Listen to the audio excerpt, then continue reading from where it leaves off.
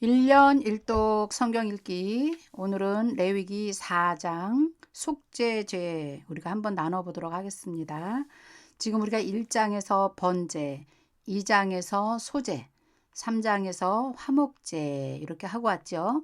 이제 오늘 4장 속죄죄 함께 나눌게요. 구약의 5대 제사 하나하나를 잘 음미하고 성경으로 우리가 이렇게 보고 오니까 좀 제사가 어렵지 않지요. 네.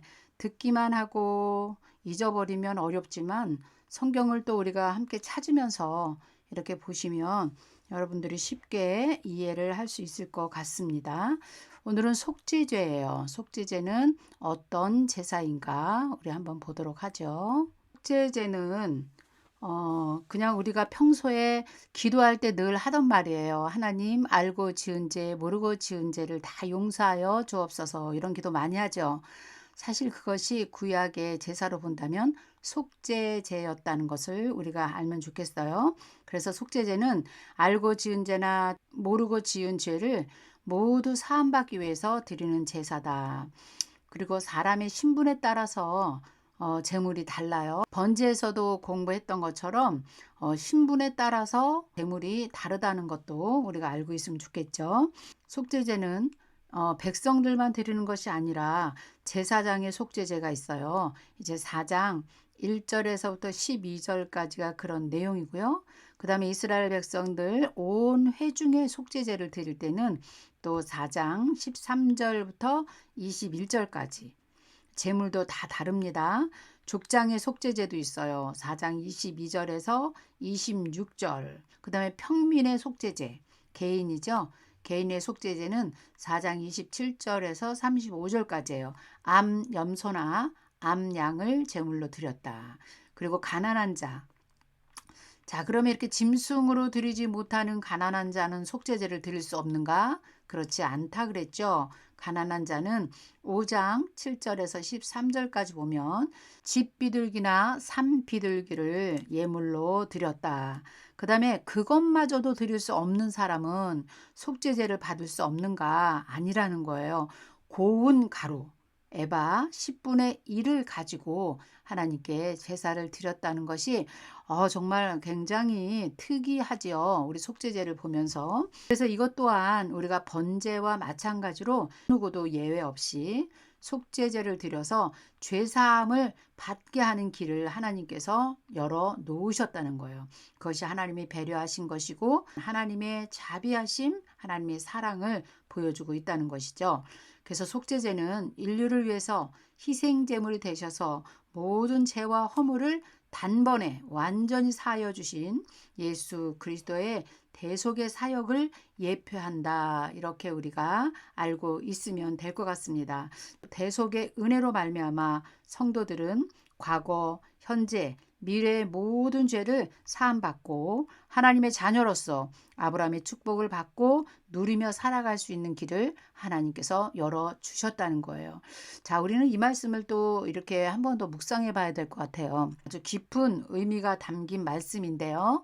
이따 우리가 마지막에 마무리하면서 우리 한번 같이 나누도록 하고요. 일단은 4장 1절부터 우리 한번 보도록 하겠습니다. 여호와께서 모세에게 말씀하여 이르시되 이스라엘 자손에게 말하여 이르라. 누구든지 여호와의 계명 중에 하나라도 그릇 범하였으되 만일 기름 부은 제사장이 범죄하여서 백성이 허물이 되었으면 그가 범한 죄로 말미암아 흠없는 수 송아지로 속죄 제물을 삼아 여호와께 드릴지니 그랬어요.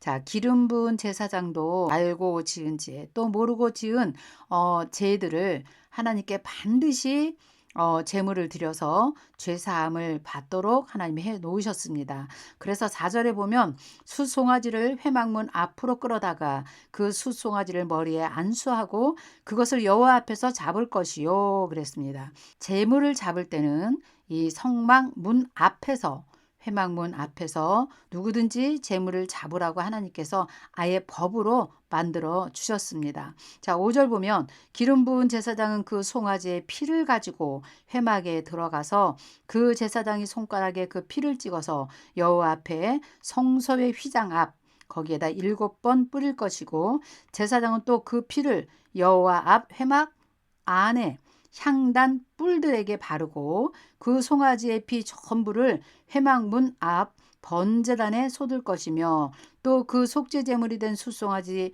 모든 기름을 떼낼지니 곧 내장에 덮인 기름과 내장에 붙은 모든 기름과 두 콩팥과 그 위에 기름진 허리 쪽에 있는 것과 간에 덮인 커플을 콩팥과 함께 떼어내어서 화목제물의 소액에서 떼어남 같이 할 것이요. 이렇게 했죠. 어제 우리가 화목제물에 대해서 공부를 했잖아요. 화목제물은 제물의 전체를 드리는 것이 아니라 지금 우리가 읽은 것처럼 콩팥, 그 다음에 간에 덮인 꺼풀, 내장에 있는 기름 이런 것을 번제단에 태워서 드렸다 그랬잖아요. 근데 여기서 보니까 이것도 지금 그렇게 하나님께서 드리라고 했어요.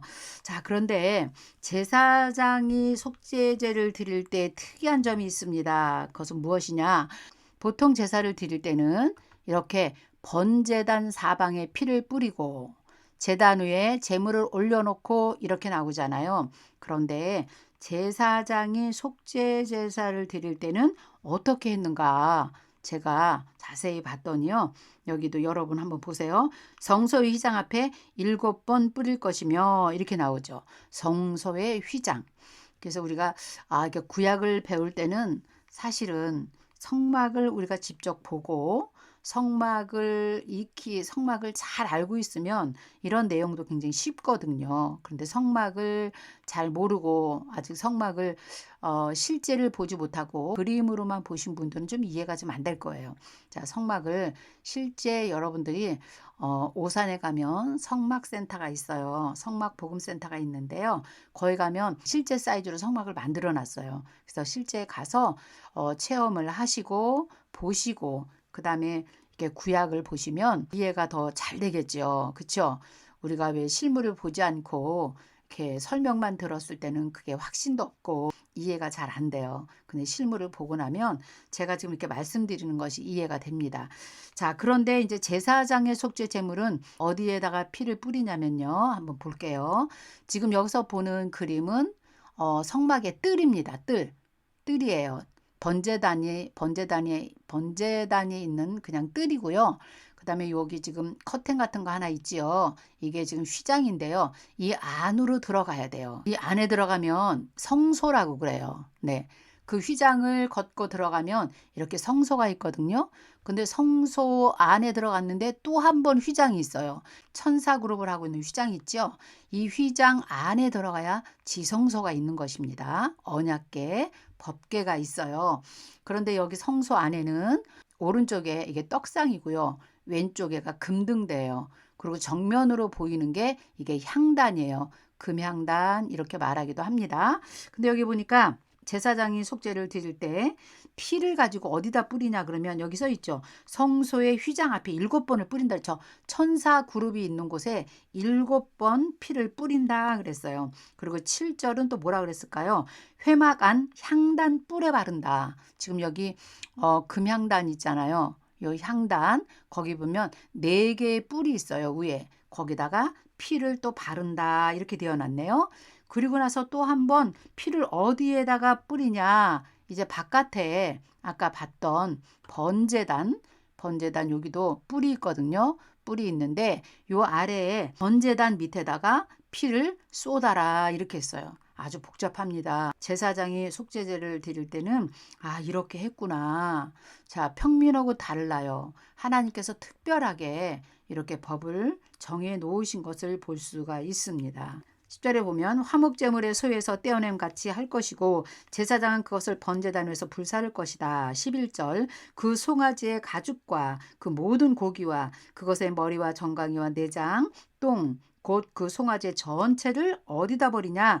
진영 바깥 재버리는 곳에다가 버리라는 것이에요. 근데 거기가 하나님께서 정해준 거예요. 정결한 곳으로 가져다가 불로 나무 위에서 사르되 곧 재버리는 곳에서 불사를 지니 이렇게 말씀하셨어요. 자, 재버리는 곳 그것을 여기서 보면 정결한 곳이라고 이렇게 하나님 정해 주셨는데요. 왜 그럴까요? 이 진영 바깥에는 광야 시대에 이스라엘 공동체에서 아주 저주받은 자들 또 버림받은 자들이 살고 부정한 것들이 막 버려지는 죽음과 저주와 수치의 장소였거든요. 근데 그럼에도 불구하고 이것을 하나님께서 정결한 곳이라고 한 것이에요.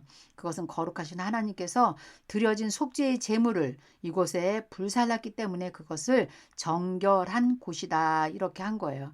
이제 나중에 이게 신약으로 가면요. 예수 그리스도께서 예루살렘 영문 밖에서 정말 인류의 모든 죄를 대속하는 어린 양으로서 고난을 받고 죽으실 것을 예표하기도 해요. 자, 그 다음에 이제 13절 볼게요. 만일 이스라엘 온 회중이 무지 중에 범하여서 허물이 있으나 스스로 깨닫지 못하다가 그 범한 죄를 깨달으면 회중은 숫송아지를 속죄로 드릴지니 그것을 회막 앞으로 끌어다가 회중의 장로들이 여호와 앞에서 그 송아지를 머리에 안수하고 그것을 여호와 앞에서 잡을 것이요. 이것도 똑같습니다. 네, 짐승을 잡는 거는 똑같은데 온 회중이 범죄하면 누가 잡는가? 장로들이 그것을 안수하고 잡는다. 이렇게 기록되어 있습니다. 17절. 자, 그 제사장이 손가락으로 그 피를 찍어요. 여호와 앞 휘장 앞에 7번 뿌릴 것이며 이렇게 되어 있어요. 그래서 여기도 보니까 여호와 앞 휘장 이렇게 기록된 것을 보면 아까 우리가 성소 안에 있었던 이 휘장을 말하는 것 같아요. 여호와 앞이라고 말했잖아요. 그렇죠? 그러니까 휘장 바로 앞에서 7번 피를 뿌린다. 누가요? 제사장이.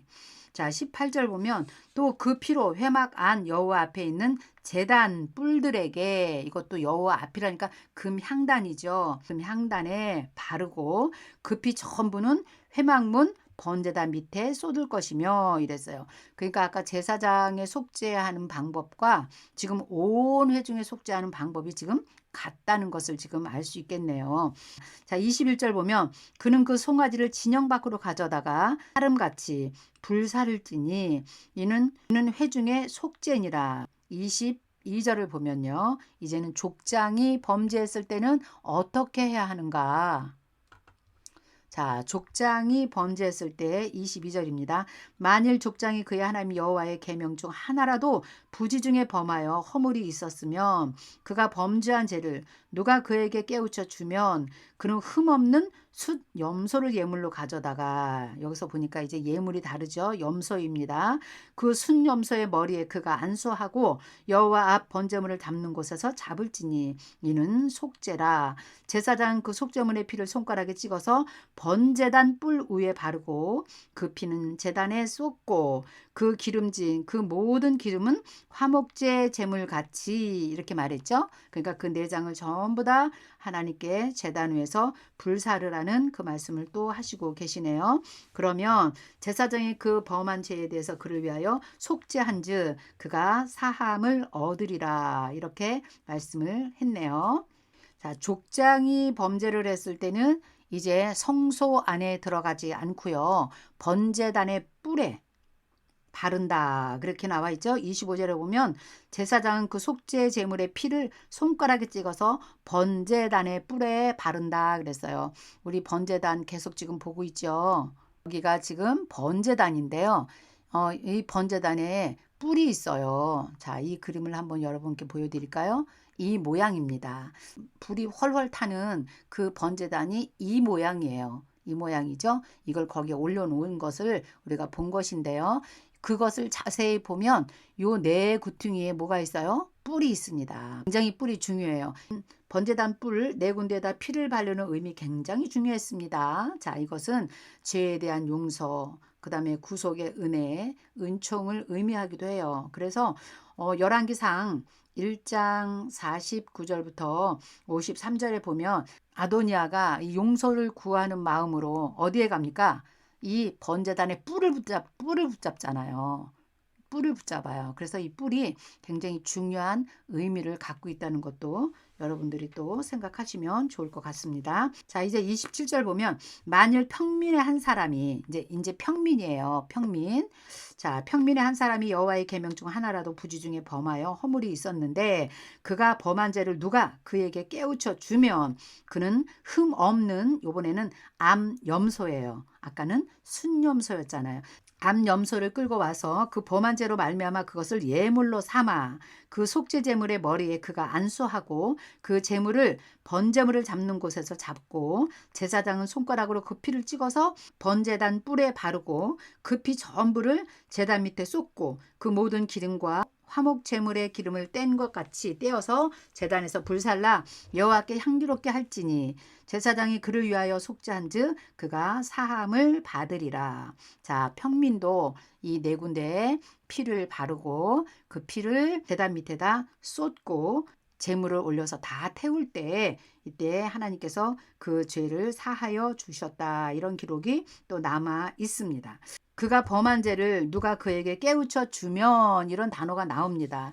하나님이 계속해서 하나님께서 말씀하시는 것은 이런 제사를 드리는 것이 중요한 것이 아니라 죄를 지은 사람이 가져야 될 그 마음의 자세는 뭐냐. 속죄제를 드리는 것이 중요한 것이 아니라 자신의 죄를 올바르게 알고 진정한 회개를 하는 것이에요. 죄에 대한 철저한 자각이 없이 형식적으로 드리는 그런 속죄제는 아무런 의미가 없습니다. 제사만 드리면 뭐합니까? 형식적으로 드리는 그 모든 죄는 또 시간이 흐르면 동일한 범죄가 계속해서 반복되기 때문에 너희가 속죄제를 드려도 내가 그 제사를 받지 않는다. 그건 뭘까요? 상한 심령으로 진정한 회개가 없이 드려지는 그런 제사는 하나님께서 받지 않으신다는 거죠. 그래서 우리가 이렇게 제사를 드리고 또한 지금 시대에 예배를 드리지만 정말 하나님께서 받으시는 제사는 상한 심령이고 중심에 통회하는 마음을 갖고 우리가 예배할 때 하나님께서 그 예배를 받으신다. 이렇게 성경에도 기록이 되어 있습니다. 자, 그럼 이제 32절 볼까요? 그가 만일 어린 양을 속죄물로 가져오려거든 흠없는 암것을 끌어다가 그 속죄제 제물의 머리에 안수하고 번제물을 잡는 곳에서 속죄 제물을 잡을 것이요 제사장은 그 속죄 제물의 피를 손가락으로 찍어서 번제단 뿔들에게 바르고 똑같습니다. 지금 똑같아요. 자, 그러면 이제 5장 볼게요. 만일 누구든지 저주하는 소리를 듣고도 증인이 되어서 그가 본 것이나 알고 있는 것을 알리지 아니하면 그는 자기의 죄를 져야 할 것이요. 부정한 것을 보고도 우리가 못 본 채 하는 것, 그것도 죄라고 지금 말하고 있습니다. 그 허물이 그에게로 돌아갈 것이다. 이렇게 말씀하고 계시죠. 만일 누구든지 부정한 것들, 곧 부정한 들짐승의 사체나 부정한 가축의 사체나 부정한 곤충의 사체를 만졌으면 그것도 부지 중에 죄라고 하나님께서 말씀하시네요. 그 다음에 만일 부지 중에 어떤 사람의 부정에 닿았는데 그 사람의 부정이 어떠한 부정이든 그것을 깨달았을 때에는 허물이 있을 것이다. 만일 누구든지 입술로 맹세하여서 악한 일이든 선한 일이든 하리라고 함부로 말하면 그 사람이 함부로 말하여 맹세한 것이 무엇이든 그가 깨닫지 못하다가 그것을 깨달았을 때 그것이 죄인 줄 알았을 때 너희는 속죄 죄를 드려라. 이렇게 말씀하셨어요. 그러면서 5절 6절에 그 잘못으로 말미암아 여호와께 속죄제를 드리되 양떼의 암컷 어린 양이나 염소를 끌어다가 속죄제를 드릴 것이요 제사장은 그의 허물을 위하여 속죄할 것이다. 7절 만일 그의 힘이 어린 양을 바치는 데 미치지 못하면 그가 지은 죄를 속죄하기 위해서 여기가 아주 중요합니다. 신분과 지위에 따라서 제물이 달라진다 그랬죠. 자, 여기 하나님께서 이제 길을 열어 놓으시네요. 자, 어린 양을 바칠 수 있는 힘이 없다면 7절 그가 지은 죄를 속죄하기 위해서 길이 없는가? 있다는 거예요. 산비둘기 2마리나 집비둘기 2마리를 여호와께 가져와라. 하나는 속죄물을 삼고 하나는 번제물을 삼아라. 제사장에게로 가져갈 것이요 제사장은 그 속죄 제물을 먼저 들이되 그 머리를 목에서 비틀라 그랬죠. 이거 우리 번제할 때도 배웠습니다. 몸은 아주 쪼개지 말라 그랬죠. 네, 이거 아주 중요해요. 그래서 아브라함이 하나님과의 언약을 맺을 때 창세기 15장에도 나오잖아요. 네, 아주 쪼개지 않은 그 사이로 하나님께서 지나갔다 이런 표현도 나오잖아요. 그래서 이 새는 아주 쪼개지 않는다. 그 속죄 제물의 피를 제단 곁에 뿌리고 그 남은 피는 제단 밑에 흘리리니 이는 속죄요 그랬어요. 그 다음 것은 규례대로 번제를 드릴 것이니 제사장이 그의 잘못을 위하여 속죄한즉 그가 사함을 받으리라. 아주 너무너무 정말 중요한 말씀들을 계속해서 지금 하나님께서 말씀하고 계시네요. 짐승을 드릴 수 없는 사람들은 산비둘기나 집비둘기를 가져와서 동일하게 제사를 드려서 죄사함을 받을 수 있다고 지금 길을 열어놓으셨고요. 그 다음에 이제 마지막입니다. 11절입니다. 만일 그의 손이 산비둘기 2마리나 집비둘기 2마리에도 미치지 못하면 그의 범죄로 말미암아 무엇을 하나님께서 가져오라 하시냐면요. 고운 가루 10분의 1 에바를 예물로 가져다가 속죄 제물로 드리되 이는 속죄제인즉 그 위에 기름을 붓지 말고 유향을 놓지 말고 그것을 제사장에게로 가져갈 것이요 제사장은 그것을 기념물로 한 움큼을 가져다가 제단 위에 여호와의 화제물 위에서 불사를 지니라. 이는 속죄제라. 그래서 이 고운 가루의 10분의 1은 그거 하나만으로 제사를 드리는 게 아니네요. 보니까 화제물 위에 그 불타고 있는 그 제물 위에 것을 뿌려서 그 사람의 죄사함을 받는 길을 하나님이 열어놓으셨다는 거예요. 놀라운 사실입니다. 13절 보겠습니다. 제사장이 그가 이 중에서 하나를 범하여 얻은 허물을 위하여 속죄한즉 그가 사함을 받으리라. 그 나머지는 속죄물 같이 제사장에게 돌릴지니라. 너무 귀한 말씀을 지금 하나님께서 우리에게 주시고 있습니다. 14절부터는 속건제를 드리는 말씀이에요. 자, 오늘 우리가 속죄제를 보면서 귀한 말씀을 한번 나누면서 오늘 이 시간을 마치도록 할게요. 자, 속죄제의 제물로 오신 예수 그리스도를 사도 요한은 이렇게 기록해 놓았습니다. 자, 요한복음 1장 29절이에요. 이튿날 요한이 예수께서 자기에게 나오심을 보고 이르되 보라 세상 죄를 지고 가는 하나님의 어린 양이로다. 저와 여러분의 모든 죄를 지고 가는 예수 그리스도를 세상 죄를 지고 가는 어린 양, 그가 제물로 드려져서 저와 여러분이 구원을 받을 수 있다는 것을 사도 요한도 예수 그리스도를 보면서 이렇게 기록해 놓으셨네요. 또 중요한 말씀 한 구절만 더 보도록 할게요. 히브리서 말씀입니다. 히브리서 9장 12절. 염소와 송아지의 피로 하지 아니하고 오직 자기의 피로 영원한 속죄를 이루사 단번에 성소에 들어가셨느니라. 아멘. 예수 그리스도의 십자가 사건을 통해서 저와 여러분이 단번에 성소에 들어갈 수 있는 그런 놀라운 은혜를 입었다는 것입니다. 단번에 성소에 들어갔다. 이것도 우리가 성막을 알면 더 이해가 빠를 것입니다. 아까 우리 성소 사진 봤죠? 네. 자, 여기에 있는 이 천사 그룹으로 되어 있는 것이 휘장이에요. 성소 안에 또 한 번 휘장이 있어요. 이 휘장을 열고 들어가야지만 지성소예요. 그 지성소에 언약궤가 있어요. 그 지성소는 1년에 한 번 대제사장 아론만이 들어갈 수 있는 거예요. 이스라엘 백성 전체의 제사함을 받는 날 대속죄일에 한 번 들어갈 수 있는 것입니다. 그런데 이렇게 성경은 말씀하잖아요. 염소와 송아지의 피로 하지 아니하고 오직 자기의 피로 영원한 속죄를 이루사 단번에 성소에 들어가셨느니라. 이렇게 말씀하시는 것은 단번에 예수 그리스도께서 십자가에 못 박혀 돌아가실 때 지성소로 들어가는 이 휘장이 두께가 한 20cm가 된다 그래요. 이 휘장이요. 근데 이것이 위에서부터 아래로 쫙 찢어지는 것이에요. 그래서 누구든지 그리스도로 말미암아 단번에 저 지성소까지 들어갈 수 있는 길이 열렸다고 성경은 말씀하고 계신 것이죠. 우리에게도 하나님을 볼 수 있는 길이 열렸다는 것을 지금 의미하고 있는 것이죠. 그래서 이 속죄의 제는 굉장히 중요합니다. 속죄의 제물로 오신 예수 그리스도를 우리가 다시 한번 묵상하면서 오늘 구약의 5대 제사 중에서 속죄의 제 우리가 자세히 말씀을 보면서 이렇게 나눴는데요. 이제 구약의 5대 제사, 이제 속건제 다음 시간에 한 번만 하면 그다음부터는 우리가 진도를 계속해서 잘 나갈 수 있을 거라고 생각이 됩니다. 자, 오늘은 여기까지 하겠습니다. 수고하셨습니다. 감사합니다.